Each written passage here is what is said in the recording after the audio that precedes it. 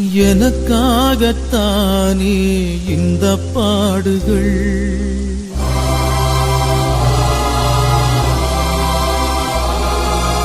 என்னாலே தானே இந்த காயங்கள்.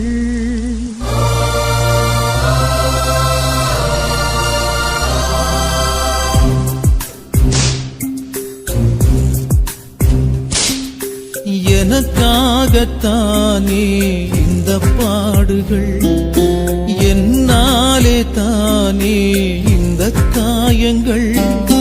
போதும் போதும் என் இயேசுவே, பாவி நானும் மனம் மாறுவேன். எனக்காகத்தானே இந்த பாடுகள், என்னாலே தானே இந்த காயங்கள். போதும் போதும் என் இயேசுவே, பாவி நானும் மனம் மாறுவேன். தவக்காலத்தின் 4வது நாள்ல மாற்றமா ஏமாற்றமா தவக்கால தின சிந்தனைக்கு மகிழ்ச்சியோடு உங்களை வரவேற்கிறேன். வழக்கமா நம்ம சொல்றது உண்டு, சோதனைகள் இன்னைக்கு நிறைய. எப்படி சமாளிக்கிறது? இந்த கடவுள் உண்மை இருக்கிறாரா அப்படின்னு நம்ம குழப்பத்துல இருக்கிறோம். இயேசுவே சோதிக்கப்பட்டார். இயேசுனுடைய 3 சோதனைகளைத்தான் இந்த 3 தினங்கள் தொடருகிற போது நாம் சிந்திக்க இருக்கிறோம். டெம்டேஷன் அப்படின்னு சொல்றப்போ ஆங்கிலத்தில் ரொம்ப அழகா சொல்லுவாங்க, temptation rarely comes in working hours, it is in their leisure time men are made or marred. ரொம்ப அழகா சொல்லுது. இந்த சோதனைகள் அப்படிங்கிறது நம்ம பரபரப்பாய் இயங்கிக் கொண்டிருக்கிற போது நிச்சயம் நம்மை தொந்தரவு செய்யாது. நம்ம எப்போ சோம்பேறியா வேலை செய்யாம ரொம்ப ரிலாக்ஸ்டா இருக்கமோ அப்பதான் நம்ம சோதனையில விழுவதற்கான சூழ்நிலைகள் வரும். இந்த இயேசுனுடைய 3 சோதனைகள்ல முதல் சோதனை பசியை மையப்படுத்தியதாக இருக்கிறது. 40 நாட்கள் பகலும் இரவுமாக இயேசு பாலைவனத்துல உபவாசம் இருந்து ஜெபிச்சுட்டு வெளியில வர்றார்.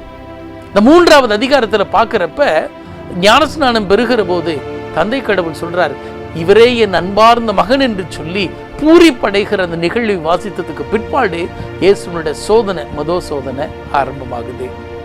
சோதிக்கக்கூடிய சாத்தான் வர்றான். ரொம்ப அழகா யாக்கோபு நிருபம் 1வது அதிகாரம் 3வது இறைவார்த்தை சொல்லுகிறது, உங்கள் நம்பிக்கை சோதிக்கப்படும் போது மன உறுதி உண்டாகும் என்பது உங்களுக்கு தெரியாதா? ஏன் கடவுள் சோதனையை கொடுக்கிறாரு? நம்ம மன உறுதி அடைய வேண்டும் என்பதற்காக. இயேசு எப்படி சோதிக்கப்பட்டாரு? 40 நாள் பகல் இரவு உண்ணவில்லை. அப்ப எவ்வளவு பசியோடு இருந்திருப்பாரு. அப்ப சாத்தான் அவர் மேல கரிசனை உள்ளவன் போல, சாத்தான் அவர் அன்பு செய்யறவன் போல, சே என்ன உங்க அப்பா 40 நாள் உன்னை கண்டுகிட்டாரா? பாரு, இந்த கல் எடுத்து கொடுத்து இதை சாப்பிடு, இதை அப்பமா மாத்தி நீ சாப்பிடு. நீ எவ்வளோ பசியா இருக்க, உன்னை பார்க்கவே உடைஞ்சு போன மாதிரி இருக்கிற, நீ சோர்ந்து போயிட்ட, நீ மெலிஞ்சு போயிட்ட, நீ எப்படி இருப்ப, எவ்வளவுதான் இருப்ப, இப்படி இருக்கிறியே, இந்தா சாப்பிடு அப்படின்னு அக்கறையோடு சொல்வது போல சாத்தான் அவரை முதல் சோதனையில் விழத்தாட்ட பார்க்கிறான். ரொம்ப அழகா எபிரேயர் புத்தகம் சொல்லுது, 4வது அதிகாரம் 15வது இறைவார்த்தை, ஏனெனில் நம் தலைமை குரு நம்முடைய வலுவின்மையை கண்டு இரக்கம் காட்ட இயலாதவர் அல்ல, மாறாக எல்லா வகையிலும் அவர் நம்மை போல் சோதிக்கப்பட்டார், எனினும் பாவம் செய்யவில்லை. இயேசு நினைச்சிருந்தா அப்பமா மாத்தி இருக்க முடியும். அந்த கல்ல அப்பமா மாத்துறது அவருக்கு ஒரு பெரிய வேலையே கிடையாது. 5 அப்பம் 2 மீனை வச்சு அத்தனை பேருக்கு கொடுத்தார். மீதி 12 கூடைகள் நிறைய எடுக்கப்பட்டது. வெறும் கச்சாடிகள் ததும்பி வழுகிற அளவு இருந்தது. ஏன் அவரால் இது முடியாதா அப்படின்னு பாக்குறப்ப ஏன் இயேசு செய்யல அப்படின்னா, இந்த வேதாகமத்துல ரொம்ப அழகா சொல்லப்பட்டு இருக்கிறது, எப்போதுமே அற்புதங்களும் அதிசயங்களும் கடவுளை மகிமைப்படுத்த வேண்டுமே ஒழிய மற்றவர்களின் தேவைக்கோ சுயலாபத்திற்கோ இயேசு ஒரு காலும் பயன்படுத்தியது கிடையாது. அதைத்தான் நம்ம தெளிவா உணர்ந்து கொள்ள வேண்டும். இந்த சாத்தானோட வார்த்தையை கேட்டு ஒருவேளை நான் செய்வேன், என்னால முடியும் அப்படின்னு செஞ்சிருந்தார் அப்படின்னா ஒருவேளை அவர் அந்த சோதனையில் விழுந்திருப்பார். ரொம்ப அழகா சாத்தான் அவர் கை எதிர்கொள்றார். எப்படி? இறை வார்த்தையை சொல்றாரு. இணைச்சட்ட புத்தகம் 8வது அதிகாரம் 3வது இறை வார்த்தையில ரொம்ப அழகா சொல்றாரு, மனிதருடைய வார்த்தையில் அல்ல, கடவுளுடைய வாயிலிருந்து வரும் ஒவ்வொரு சொல்லினாலும் மனிதர் உயிர் வாழ்கிறார்.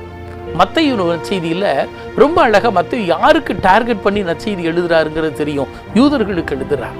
அந்த யூதர்களுக்கு எழுதுகிற போது முதல் 5 புத்தகங்கள் ஆங்கிலத்துல பென்டடியூக்னு சொல்றாங்க, சட்ட நூல்கள். அந்த 5 நூல்களுடைய இறுதி புத்தகம் தான் இணைச்சட்ட புத்தகம். அந்த இணைச்சட்ட புத்தகத்துல 7வது அதிகாரம் 8வது அதிகாரத்தில் நம்ம வாசிக்கிற போது மோசேயினுடைய வழியாக ஆண்டவர் சொன்ன வார்த்தையைத்தான் ஆண்டவர் ரொம்ப அழகா எடுத்து பயன்படுத்துறாரு. நான் கடவுளுடைய வாயிலிருந்து வரும் ஒவ்வொரு சொல்லினாலும் மனிதர் உயிர் வாழ்கிறான்ங்கிறத சொல்லி சாத்தானை திகைக்க செய்கிறார். சோதனையிலிருந்து வெற்றி பெறுகிறார். அந்த சோதனையில மிகச் சிறப்பாய் அவர் தன்னை காத்துக் கொள்கிறார். இன்னைக்கு நம்முடைய உடல் சார்ந்த பசி சார்ந்த சோதனைகளை எப்படிப்பட்டதாய் மேற்கொள்கிறோம்? வழக்கமா பாருங்க, சாதாரண நாட்கள் ஒன்றும் பெருசா தெரியாது. என்னைக்கு உபவாசம் இருக்கிறீங்களோ அன்னைக்கு தான் பசி கபகபகபகபன்னு எடுக்கும்.